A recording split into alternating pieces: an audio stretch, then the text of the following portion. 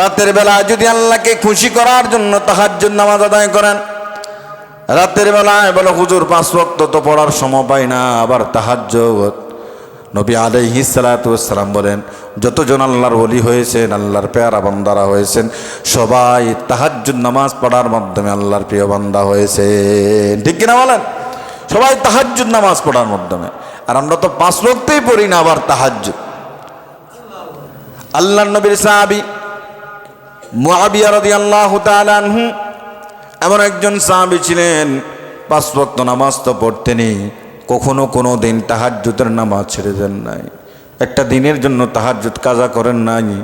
কোনো একদিন শয়তানের চক্রান্তে পড়ে, শয়তানের দোকায় পড়ে তাহাজ্জুদ নামাজটা মিস হয়ে গেল। আর মসজিদ থেকে আজানের ধ্বনি ভেসে আসলো, মুয়াজ্জিন আজান দিচ্ছে, আসসালাতু খায়রুম মিনান নাওম, ঘুম থেকে নামাজ উত্তম, নামাজে চলে আসো, মসজিদে চলে আসো। কত আল্লাহর বান্দাদেরকে মুয়াজ্জিন ডাকে আসসালাতু খায়রুম মিনান নাওম, ঘুম থেকে কি উত্তম? কথা বলেন না কেন? ঘুম থেকে কি উত্তম? নামাজ উত্তম। তো ঘুম থেকে নামাজ উত্তম, দামি কম্বল গায়ে দেয়া ঘুমায় রয়েছি, ল্যাপ গায়ে দেয়া ঘুমায় রয়েছি, আগে আরামে ঘুমাই, পড়েও নামাজ পড়া যাবে। এই শান্তির ঘুম তো আর ঘুমানো যাবে না। বান্দা এমন একটা সময় আসবে, এমন ঘুম ঘুমাইবা, এই ঘুম থেকে আর উঠতে পারবা না, আর উঠতে পারবা না। আল্লাহর নবীর সাহাবী মুআবিয়া যখন শুনলেন মসজিদ থেকে আজানের ধ্বনি বাইর হয়ে আসছে, আসসালাতু খায়রুম মিনান নাওম, ঘুম থেকে উঠে দেখলেন তাহাজ্জুদ নামাজ আজকে পড়তে পারলেন না।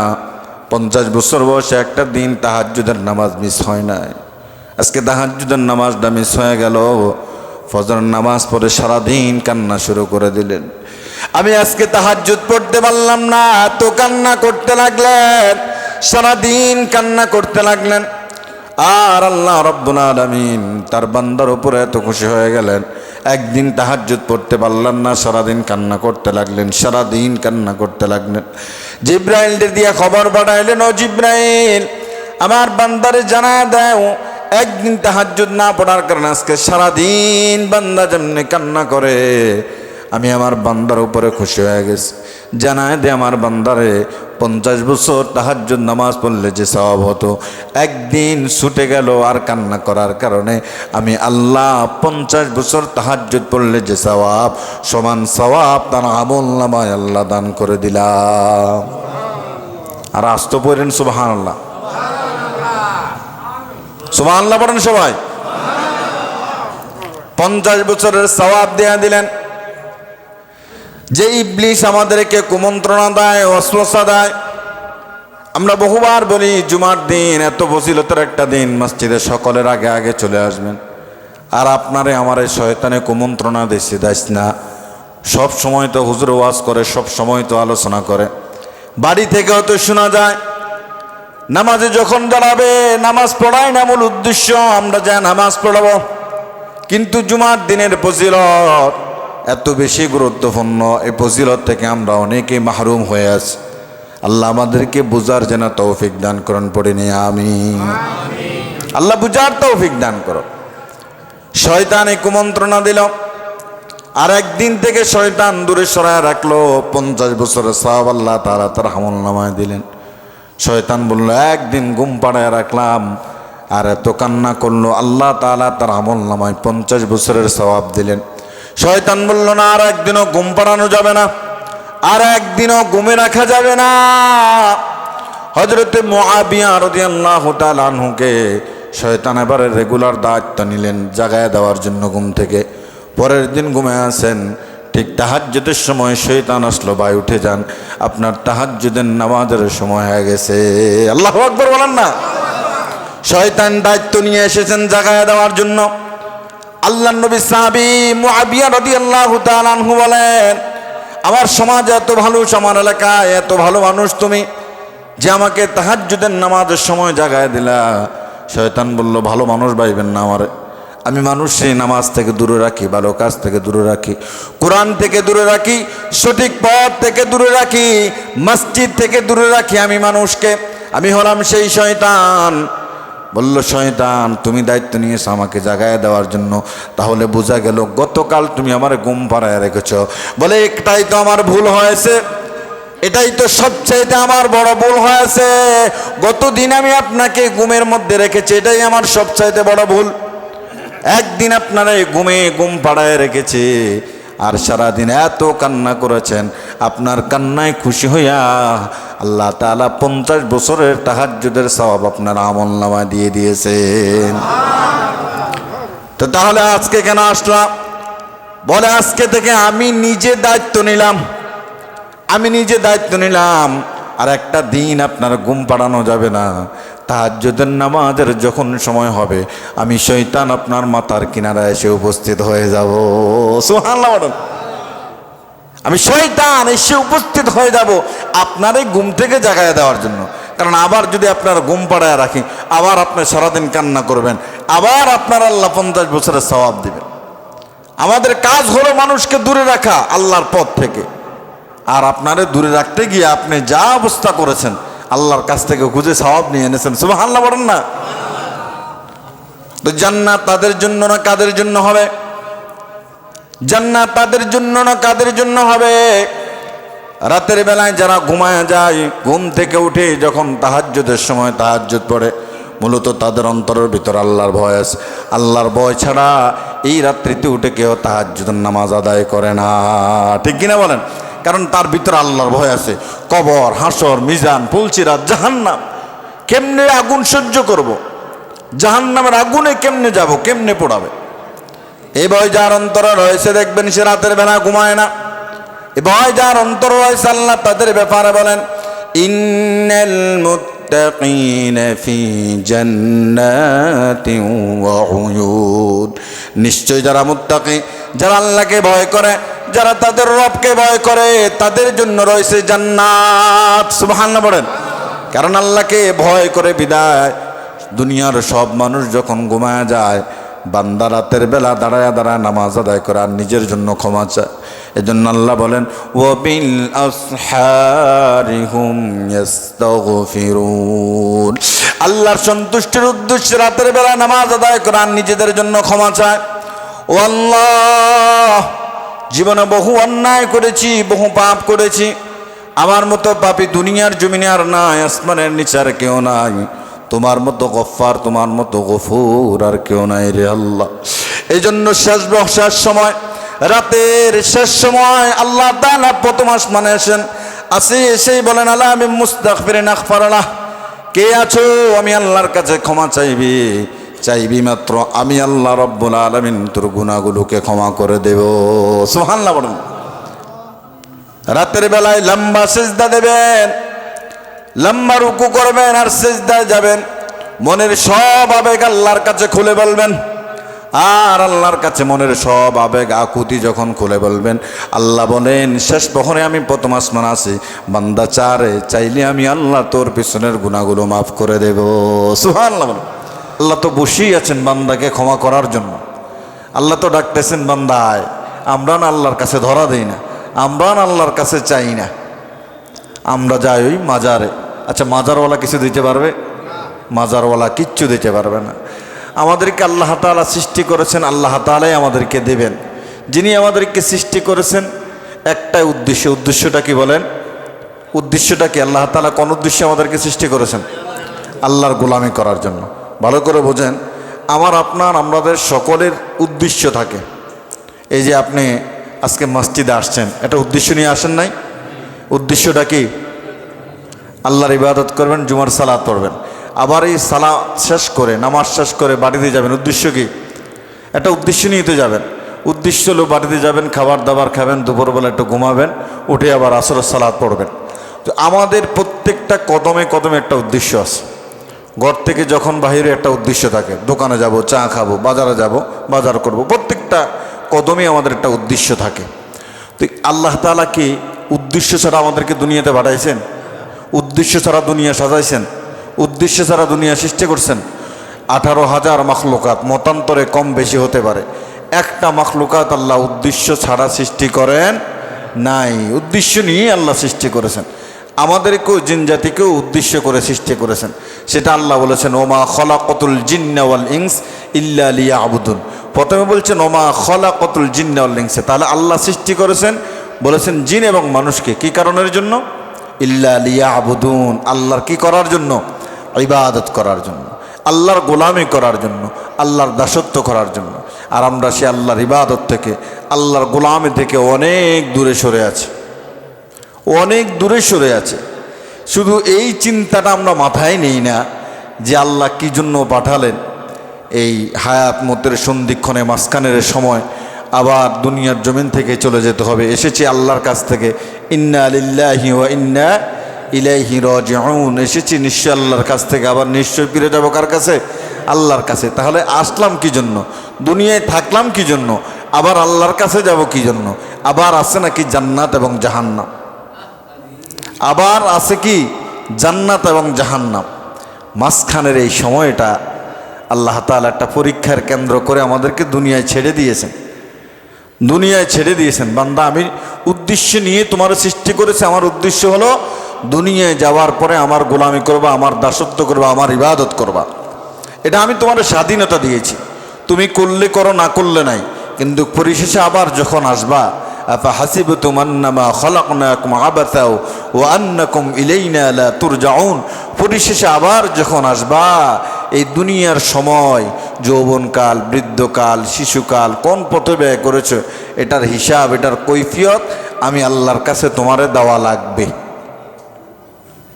তোমারে দেওয়া লাগবে। কি করেছো দুনিয়ায়, কি কাজ করেছো? আল্লাহর এই হিসাব দেওয়া ছাড়া এক কদম সামনে যেতে পারবেন না, এক কদম পিছনেও আসতে পারবো না। হিসাব দিতেই হবে। আপনি যদি মনে করেন যে মরে গেছি তো শেষ, মাটির সাথে মিশে যাব, আসল হলো রূহ। আসল হলো কি? রূহ। আল্লাহ তাআলা এই রূহটাকে আবার যদি কুম বলেন, আবার আপনার মতো মানুষ হয়ে যাবে, আবার আপনার মতো মানুষ হয়ে যাবে। আপনার দেহ থেকে রূহটা চলে যাওয়ার পরে আপনার হাত আর লড়ে না, চোখ আর খোলা হয় না, পাও আর লড়ে না, জবান আর লড়ে না, জিহ্বা আর লড়ে না। তাহলে আমাদের ভিতরে সবচেয়ে দামি সম্পদ হলো এই রূহটা। এই রূহটা দিয়ে আল্লাহ আবার কুম বলবেন, সঙ্গে সঙ্গে মানুষ হয়ে যাবে। তো একটু মাথা খাটালে, একটু চিন্তা করলে আমরা কিন্তু সব বুঝি, সব জানি, সব বুঝি, সব জানি। আমি আপনাদেরকে বারবার বলেছি, এটা আজকে নতুন বলি নাই, বহুবার বলেছি, কেন পাঠালেন, কেন আসলাম দুনিয়ায়, আবার কেন চলে যাব, আবার কেন জান্নাত, আবার কেন জাহান্নাম। এই মাঝখানের এই সময়টা আমরা কি করলাম, এটার হিসাব নিকাশ আল্লাহর কাছে। কোন পথে ব্যয় করলাম? এখন যারা একবারে মুরব্বী হয়ে গেছেন, দুর্বল হয়ে গেছেন, হাঁটতে পারেন না, তারা মাঝে মধ্যে একবারে এমন টেনশন করেন, আসলে যৌবনকালটা কি করে পার করলাম, কি জবাব দেব আল্লাহর কাছে। আর যাদের এখনো শরীরে পুরো যৌবন, পুরো যৌবনের শক্তি রয়েছে, তারা তো এটা নিয়ে ভাবেও না। মৃত্যু, কবর, হাসর, মিজান, পুলসিরাত, জান্নাত, জাহান্নাম এখনই ভাবে না। তারা মনে মনে বলে যে বাব্বার বহু সময় রয়েছে, চিন্তা করার সামনে বহুত সময় রয়েছে। আপনি যখন চিন্তা করবেন, তখন আপনার এই চিন্তা কোনো লাভ হবে না, কোনো কাজই হবে না। তখন আপনার অজু কখন আসলো, কখন চলে গেল, আপনি টেরই পাবেন না। ওজন কখন আসলো, কখন চলে গেল, এটা তো টেরই পাবেন না। আল্লাহ নবীর সামনে কোনো গুনাহ আছে?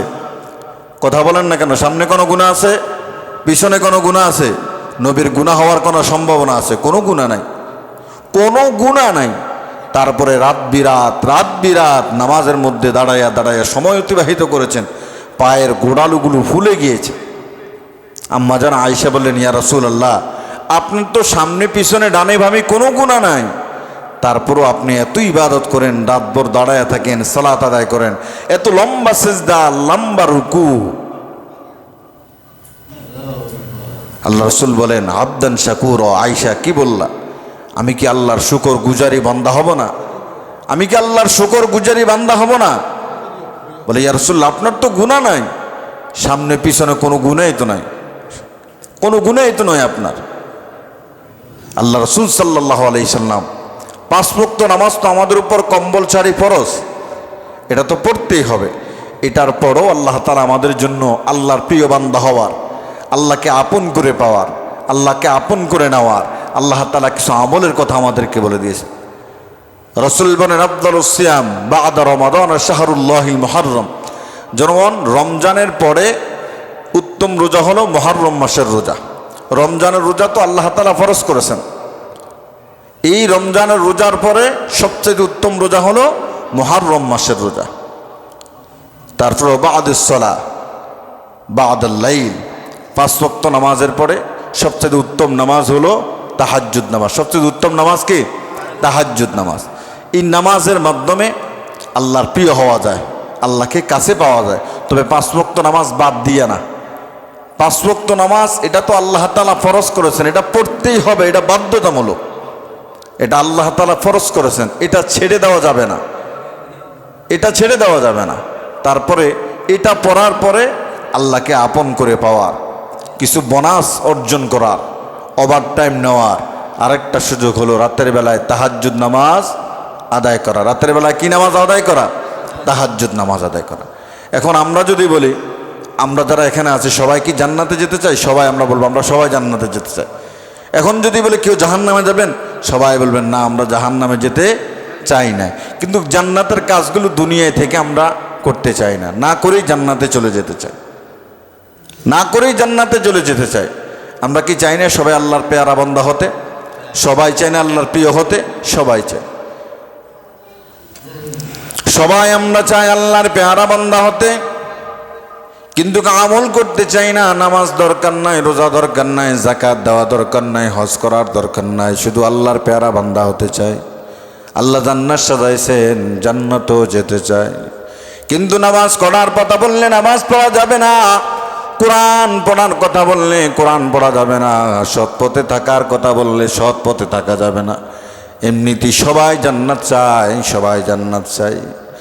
আল্লাহর ফেরেশতা জিবরাইল আলাইহিস সালাম আল্লাহর নবীর কাছে ওহীর বার্তা নিয়ে আসতেন। একদিন উর্দু জগতের খবর নিয়ে আসলেন, আর খবর আল্লাহ রসুলের কাছে দিয়া পৌঁছে দিয়া চলে যাওয়ার সময় বললেন, মুহাম্মদ তোমার কি একটা খবর আমি জানাবো না? গুরুত্বপূর্ণ একটা খবর কি তোমার জানাবো না মুহাম্মদ? তোমার উম্মতের জন্য দামি একটা কথা কি আমি বলবো না? আল্লাহর নবী বললেন, না জিবরাইল অবশ্যই আপনি আমাকে বলবেন। জিবরাইল বললেন, মুহাম্মদ তোমার উম্মতের মধ্যে যদি কেউ রাতের বেলা দাঁড়ায় তাহাজ্জুদ নামাজ আদায় করে, সে আল্লাহর সবচাইতে কাছের পেয়ারা বান্দা হয়ে যায়। সুবহানাল্লাহ, সবচাইতে কাছের পেয়ারা বান্দা হয়ে যায়। এই নামাজ রাতের বেলা দাঁড়ায় তারাই পড়ে যাদের অন্তর আল্লাহর ভয় রয়েছে, জাহান্নামের ভয় রয়েছে, কবরের ভয় রয়েছে। এই কবরে যখন শোয়াবে, যদি জাহান্নামে হয়ে যায়, কবরের দুই পাশের মাটি এমন জোরে চাপ দেবে, এই পাশের হাড় ভেঙে ওই পাশে লেগে যাবে, ওই পাশের হাড় ভেঙে ওই পাশে ঢুকে যাবে। এই ভয় যার অন্তরের ভিতরে রয়েছে, কবরের আযাব যার অন্তরের ভিতরে রয়েছে, জাহান্নাম আর আল্লাহর ভয় যার অন্তরের ভিতরে রয়েছে, রাতের বেলায় সব মানুষ যখন ঘুমায় যায়, ওই বান্দা ঠান্ডা পানি দিয়ে ওযু করে আরামের ঘুমকে হারাম করে দিয়ে রাতের বেলায় সময়টা আল্লাহর জন্য অতিবাহিত করে।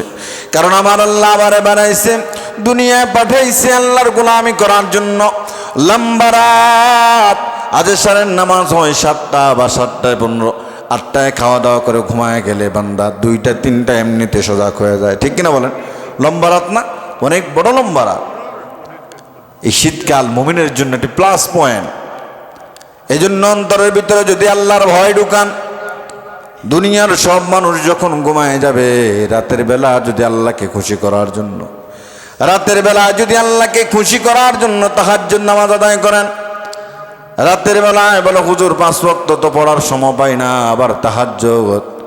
নবী আলাইহিস সালাতু ওয়াস সালাম বলেন, যতজন আল্লাহর ওলি হয়েছেন, আল্লাহর পেয়ারা বান্দারা হয়েছেন, সবাই তাহাজ্জুদ নামাজ পড়ার মাধ্যমে আল্লাহর প্রিয় বান্দা হয়েছেন। ঠিক কিনা বলেন? সবাই তাহাজ্জুদ নামাজ পড়ার মাধ্যমে। আর আমরা তো 5 ওয়াক্তই পড়ি না, আবার তাহাজ্জুদ। আল্লাহর নবীর সাহাবী মুআবিয়া রাদিয়াল্লাহু তাআলা আনহু এমন একজন সাহাবী ছিলেন, 5 ওয়াক্ত নামাজ তো পড়তেনি, কখনো কোনো দিন তাহাজ্জুদের নামাজ ছেড়ে দেন নাই, একটা দিনের জন্য তাহাজ্জুদ কাজা করেন নাই। কোনো একদিন শয়তানের চক্রান্তে পড়ে, শয়তানের দোকায় পড়ে তাহাজ্জুদ নামাজটা মিস হয়ে গেল। আর মসজিদ থেকে আজানের ধ্বনি ভেসে আসলো, মুয়াজ্জিন আযান দিচ্ছে, আসসালাতু খায়রুম মিনান নাওম। ঘুম থেকে নামাজ উত্তম, নামাজে চলে আসো, মসজিদে চলে আসো।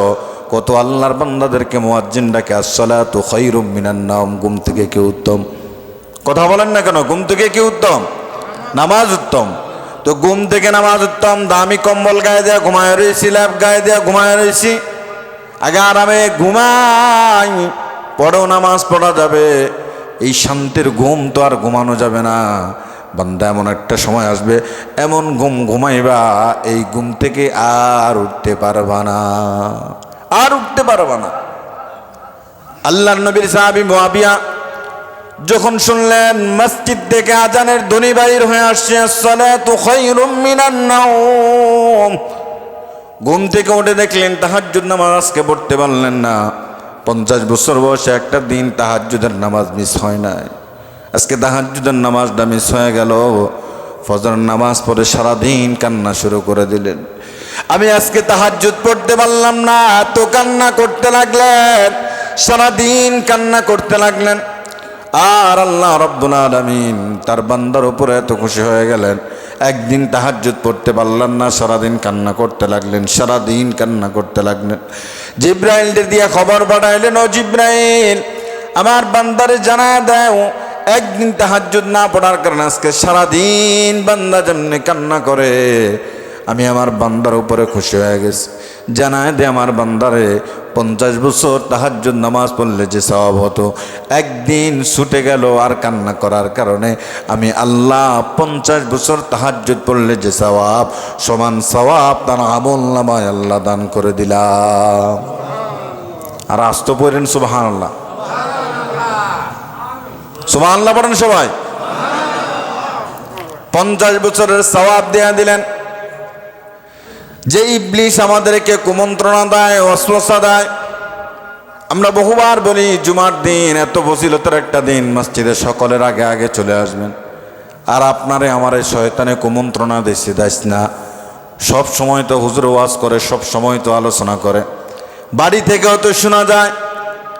নামাজে যখন দাঁড়াবে, নামাজ পড়াই না মূল উদ্দেশ্য, আমরা যা নামাজ পড়াবো, কিন্তু জুমার দিনের ফজিলত এত বেশি গুরুত্বপূর্ণ, এই ফজিলত থেকে আমরা অনেকেই মাহরুম হয়ে আছি।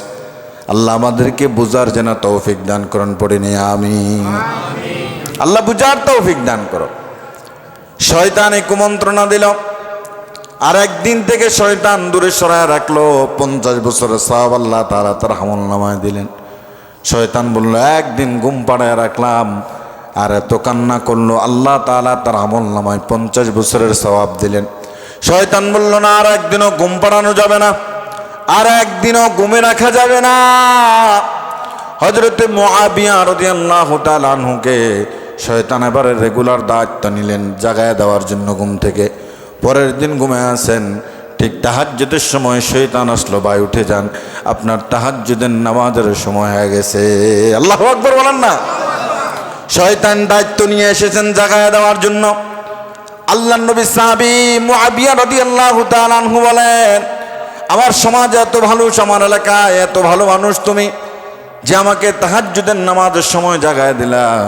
শয়তান বলল, ভালো মানুষ ভাইবেন না আমার, আমি মানুষকে নামাজ থেকে দূরে রাখি, ভালো কাজ থেকে দূরে রাখি, কোরআন থেকে দূরে রাখি, সঠিক পথ থেকে দূরে রাখি, মসজিদ থেকে দূরে রাখি আমি মানুষকে। আমি হলাম সেই শয়তান।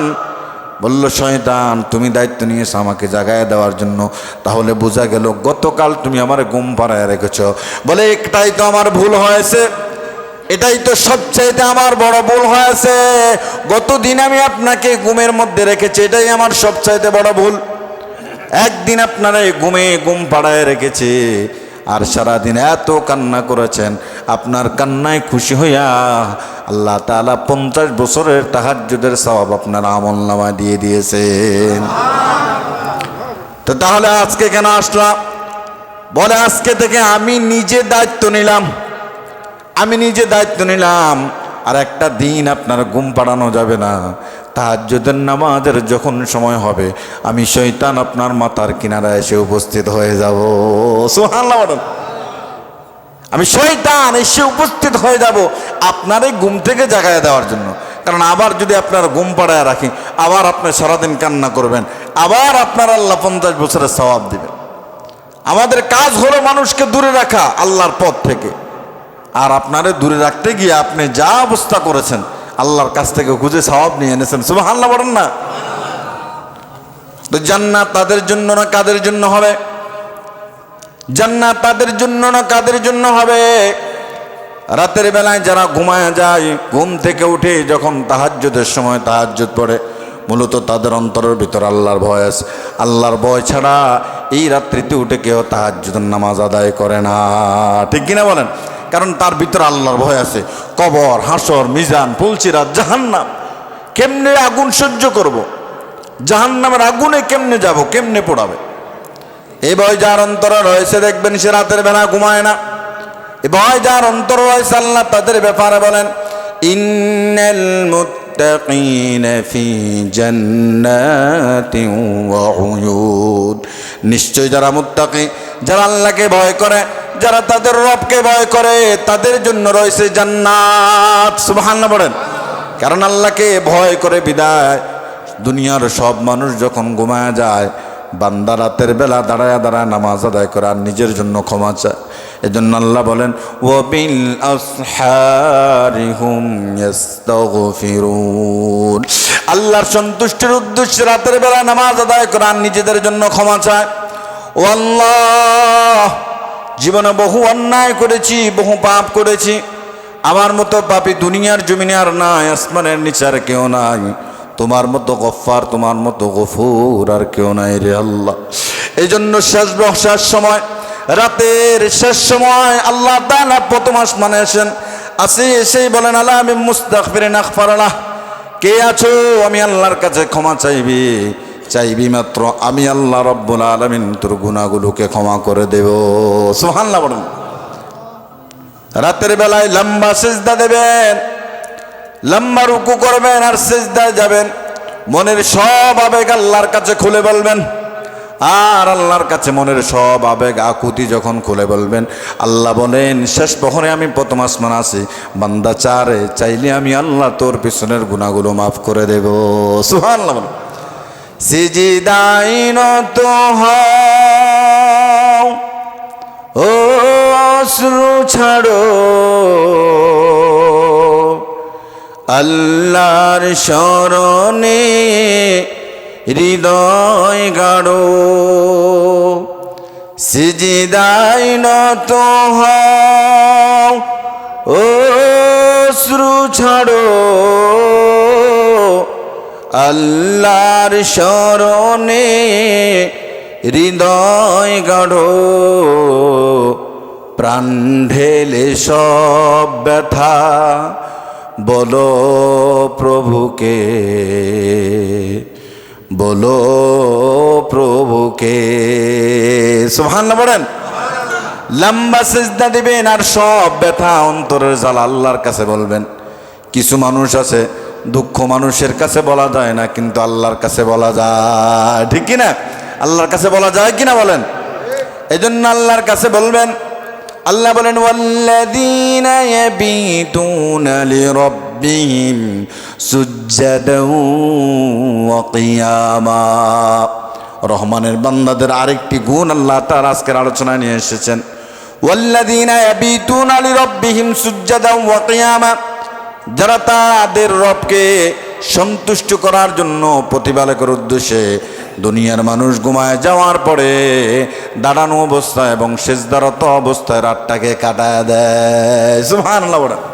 কারণ তারা তো আল্লাহকে সন্তুষ্ট করার জন্য, তাদের প্রতিপালককে, তাদের রবকে সন্তুষ্ট করার জন্যই রাতের বেলা দাঁড়ায় কি আদায় করে? তাহাজ্জুদের সালাত আদায় করে, তাদের রবকে খুশি করার জন্য। কি পড়বো? তাহাজ্জুদ। আজকে তো 5 ওয়াক্ত নামাজে পড়ি না, জোহর নাই, আসর নাই, মাগরিব নাই, এশা নাই, আর আমরা তাহাজ্জুদ কথা বলতেছি। আবার এটাও করা যাবে না, রাতভর দাঁড়ায় নামাজ পড়লেন, তাহাজ্জুদ পড়লেন, ফজরের নামাজ পড়তে পারলাম না। ফজরের নামাজ পড়া ফরজ, 5 ওয়াক্ত নামাজ পড়া কি? 5 ওয়াক্ত নামাজ পড়া কি? আর তাহাজ্জুদ পড়া কি? 5 ওয়াক্ত নামাজ পড়া ফরজ, এটা বাধ্যতামূলক পড়তেই হবে, এটার হিসাব আল্লাহ নেবেন। আপনি 8 ঘন্টা ডিউটি করলেন, 8 ঘন্টা এটা আপনাকে বাধ্যতামূলক করা লাগবে। 8 ঘন্টার পরে আপনি যদি 2 ঘন্টা 3 ঘন্টা বাড়তি ডিউটি করেন, এটা আপনার লাভ না লস? লাভ না লস? লাভ। তো পরকালে লাভের জন্য আপনি আল্লাহ তাআলা 5 ওয়াক্ত নামাজ ফরজ করেছেন, তাহাজ্জুদ পড়লেন, ইশরাক পড়লেন, চারতের নামাজ পড়লেন, আওয়াবিল নামাজ পড়লেন, এটা আপনার জন্য একটা প্লাস পয়েন্ট, একটা বোনাস। কথা বলেন ঠিক কিনা? এটা আপনার জন্য বোনাস, প্লাস পয়েন্ট। কারণ কিয়ামতের ময়দানে যখন দেখবে আপনার ফরজের অনেক ঘাটতি, আল্লাহ তাআলা স্বেচ্ছায় কোনো বান্দাকে জাহান্নামে দিতে চায় না। আল্লাহ বলবেন ফেরেশতারা, দেখ আমার বান্দা কোনো নফল ইবাদত আছে কিনা, কোনো সুন্নত ইবাদত আছে কিনা, কোনো নফল ইবাদত থাকলে সেই ইবাদতকে এনে ফরজটারে ঘাটতি করে দাও। সুবহানাল্লাহ বলেন না? 5 ওয়াক্ত নামাজ থেকে আজকে আমরা বহু দূরে সরে আছি, বহু দূরে সরে আছি। নামাজ নামাজ রসুল যখন দুনিয়ার থেকে বিদায় হয়ে যাবেন তখনও বলছেন আমার উম্মতেরা নামাজ পড়ো, নামাজ ছেড়ে দিও না, নামাজ পড়ো। আজ আমরা কি করি? এটা খারাপ মানুষ মসজিদে নামাজ পড়তে আসলে ওরে বাপরে, তো সমাজে এমন কোনো কাজ নাই খারাপ করে না, এখন আসছে নামাজ পড়তে। বলি কি বলি না? বলি কি বলি না? তারা আমরা মসজিদ থেকে বাহির করে দিই। একজন খারাপ মানুষ হোক না সে খারাপ, সে যখন মসজিদে আসবে 1 ওয়াক্ত 2 ওয়াক্ত 5 ওয়াক্ত পড়তে পড়তে তার অন্তরের ভিতর আল্লাহর একটা ভয় আসবে, আল্লাহর একটা ভয় আসবে। আস্তে আস্তে দেখবেন সে 5 ওয়াক্ত নামাজে হয়ে যাচ্ছে। এই মানুষটারও সুযোগ করে দেন, নামাজের জন্য সুযোগ করে দেন। না, সুযোগ না করে আর তার বউ এই করে, তার মেয়ে এই করে, তার ছেলে এই করে, আর সে আসছে এখানে নামাজ পড়তে। আল্লাহ আমাদেরকে হেফাজত করো, আমিন বলেন। পরিশেষে আমাদের একটা কথা থাকবে, 5 ওয়াক্ত নামাজ পড়ব। 5 ওয়াক্ত নামাজের পরে আমরা কিছু ওভার টাইম করব। আমরা কিছু কি করব? ওভার টাইম করবো। যেমন আজকে জুমার নামাজ, এই যে আপনারা আলোচনা শুনলেন, এটা একটা নফল আমল হলো। এই জায়গায় বসে সুবহানাল্লাহ আলহামদুলিল্লাহ আল্লাহু আকবার বললেন, পরকালের কিছু কথা শুনলেন, দুনিয়ায় কিভাবে চলবেন, কেন আল্লাহ পাঠালেন, কি করবেন, এটা যদি মাথায় নেন, শুধু এই চিন্তাটা মাথায় নেন যে কেন পাঠাইলো, কি করতেছি, আবার আল্লাহর কাছে গিয়ে কি জবাবদিহিতা করব, কি জবাবদিহিতা করব, এই চিন্তা যদি যুবক ভাইয়ের একটু করেন, তাহলে 5 ওয়াক্ত নামাজ থেকে আমার মনে হয় না 1 ওয়াক্ত নামাজ আপনার বাদ যাবে, 1 ওয়াক্ত নামাজ বাদ যাবে। আপনাদের পায়ে পড়ি, এই নামাজ ছাইড়েন না, এই নামাজ ছাইড়েন না। আপনি মরলে আপনার সঙ্গে আপনার বাবা মা ভাই বোন কেউ যাবে না। আপনি দুনিয়ায় যেভাবে একা আসছেন, এই কবরের পথেও যেতে হবে কিভাবে? একাই যেতে হবে, কেউ আর যাবে না, কেউ যাবে না। আল্লাহ তাআলা আমাদেরকে বুঝার তৌফিক দান করুক, আমিন বলেন।